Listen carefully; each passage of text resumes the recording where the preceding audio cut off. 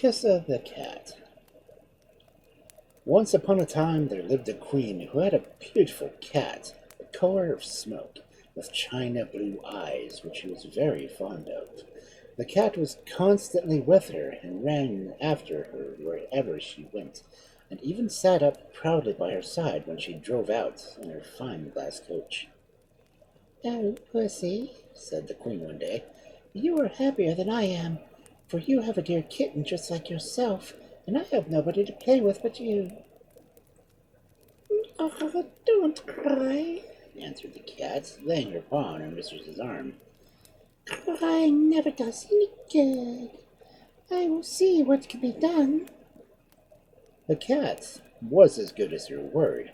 As soon as she returned from her drive, she trotted off to the forest to consult a fairy who dwelt there.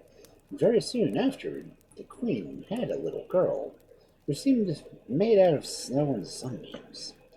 The queen was delighted, and soon the baby began to take notice of the kitten as she jumped about the room, and would not go to sleep at all unless the kitten lay curled up by her. 2 or 3 months went by, and though the baby was still a baby, the kitten was fast becoming a cat, and one evening, when, as usual, the nurse came to look for her and put her in the baby's cot, she was nowhere to be found. What a hunt there was for that kitten, to be sure! The servants, each anxious to find her, as the queen was certain to reward the lucky man, searched in the most impossible places. Boxes were opened that could hardly have held the kitten's paw. Books were taken up from bookshelves, lest the kitten should have gotten behind them. Drawers were pulled out, for perhaps the kitten might have got shut in. But it was all of no use. The kitten had plainly run away, and nobody could tell if it would ever choose to come back. Years passed away, and one day when the princess was playing ball in the garden, she happened to throw her ball a little further than usual, and it fell into a clump of rose bushes. The princess, of course, ran after it at once, and as she was stooping down to feel if it was hidden by the long grass, she heard a voice calling for her. "Ingeborg, Ingeborg," it said, "have you forgotten me? I am Kisa, your sister." "But I never had a sister," answered Ingeborg, very much puzzled, for she knew nothing of what had taken place so long ago. "Don't you remember how I always slept by your cot beside you, and how you cried till I came? But girls have no memories at all. Why, I could find my way straight up to the cot this moment if I were once inside the palace." "Why did you go away then?" asked the princess. But before Kisa could answer, Ingeborg's attendants arrived breathless on the scene, and were so horrified at the sight of a strange cat that Kisa plunged into the bushes and went back to the forest. The princess was very much vexed with her ladies-in-waiting for frightening away her old playfellow, and told the queen, who came to her room every evening to bid her good night. "Yes, it is quite true what Kisa said," answered the queen. "I should have liked to see her again. Perhaps some day she will return, and then you must bring her to me." The next morning it was very hot, and the princess declared that she must go and play in the forest, where it was always cool, under the big shady trees. As usual, her attendants let her do anything she pleased, and sitting down on a mossy bank where a little stream trickled by, she soon fell asleep. The princess saw in delight that they would pay no heed to her, and wandered on, expecting every moment to see some fairies dancing around a ring, or some little brown elves peeping at her from behind a tree.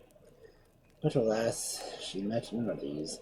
Instead, a horrible giant came out of his cave and ordered her to follow him. The princess felt much afraid, for he was really big and ugly, and because she felt sorry that she had strayed within reach of help, but there was no use in disobeying a giant, she walked meekly behind him. They went a long way, and Ingeborg grew very tired, and at length began to cry. "I don't like girls who make horrid noises," said the giant, turning round. "But if you want to cry, I will give you something to cry for." And drawing an axe from his belt, he cut off both her feet, which he picked up and put in his pocket. and then he went away. Poor Ingeborg lay on the grass in terrible pain and wondering what she should do to stay there until she died, as no one would know where to look for her. How long it was since she had set out this morning that she could not tell. It seemed like years to her. Of course, the sun was so high in the heavens when she heard the sound of wheels. And then, with a great effort, for her throat was parched with fright and pain, she gave a shout. "I'm coming!" was the answer. In another moment the cart made its way through the trees, driven by Kisa, who used her tail as a whip to urge the horse to go faster. Directly Kisa saw Ingeborg lying there, and jumped quickly down, and lifting the girl carefully by her front two paws, laid her upon some soft hay, and drove her back to her own little hut. In the corner of the room was a pile of cushions, and these Kisa arranged as a bed.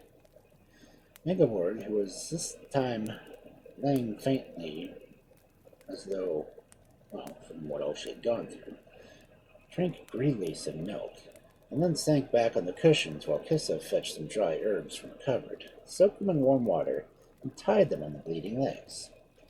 The pain vanished at once, and Ingeborg looked up and smiled at Kisa. "You may now go to sleep," said the cat, "and you will not mind if I leave you for a little while. I will lock the door, and no one can hurt you." But before she had finished, the princess was asleep. Then Kisa got into the cart, which was standing at the door, and catching up the reins, drove straight to the giant's cave. Leaving her cart behind some trees, Kisa crept gently up to the open door, and crouching down, listened to what the giant was telling his wife, who was at supper with him. "First day that I can spare, I shall go back and kill her," he said. "It would never do for people of the forest to know what a mere girl can defy me." And he and his wife were so busy calling Ingeborg all sorts of names for her bad behavior that they never noticed Kisa stealing into a dark corner and upsetting a whole bag of salt into a great pot before the fire. "Dear me, how thirsty I am!" cried the giant by and by. "So am I," answered his wife. "I do wish I had taken the last spoonful of broth. I'm sure something was wrong with it." "If I don't get some water, I shall die," said the giant. And rushing out of the cave, followed by his wife, he ran down the path which led to the river.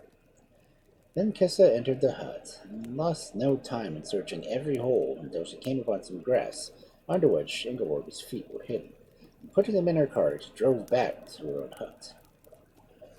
Ingeborg was thankful to see her, for she had lain too frightened to sleep, trembling at every noise. "Oh, it is you!" she cried joyfully as Kisa turned the key, and the cat came in, holding up the two neat little feet in their silver slippers. "In 2 minutes they shall be as tight as they ever were," said Kisa, and taking some strings of the magic grass which the giant carelessly heaped on them, she bound the feet to the legs above. "Of course I won't be able to walk for some time. You must expect that," she continued. "But if you are very good, perhaps in about a week I may carry you home again." And so she did. And when the cat drove the cart up to the palace gate, lashing the horse furiously with her tail, and the king and queen saw her lost daughter sitting beside her, they declared that no reward could be too great for the person who had brought her out of the giant's hands. "We will talk about that by and by," said the cat, as she made her best bow, and turned her horse's head. The princess was very unhappy when Kisa left her without even bidding her farewell. She would neither eat nor drink, nor take any notice of all the beautiful dresses her parents had brought her. "She will die if we can't make her laugh," one whispered to the other. "Is there anything in the world that we have left untried?" "Nothing except marriage," answered the king, and he invited all the handsomest young men he could think of to the palace, and bade the princess choose a husband from among them. It took her some time to decide which she admired the most, but at last she fixed upon a young prince, whose eyes were like the pools of the forest, and his hair like bright gold. The king and queen were greatly pleased, as the young man was the son of a neighboring king, and they gave orders that a splendid feast should be got ready. When the marriage was over, Kissa suddenly appeared before them, and Ingeborg rushed forward and clasped her in her arms. Come for my reward, said the cat. Let me sleep for this night at the foot of your bed. Is that all? Cried Ingeborg, much disappointed. It is enough, answered the cat. And when morning dawned, there was no Cathalay upon the bed, but a beautiful princess. My mother and I were both enchanted by a spiteful fairy, and she said we could not be our free selves though we had done some kindly deed that had never been wrought before. My mother died without ever finding a chance to do anything new, but I took advantage of the evil act of the giants to make you as whole as ever. Then they were more delighted than ever, and the princess lived in the court until she, too, was married and given away a government of her own.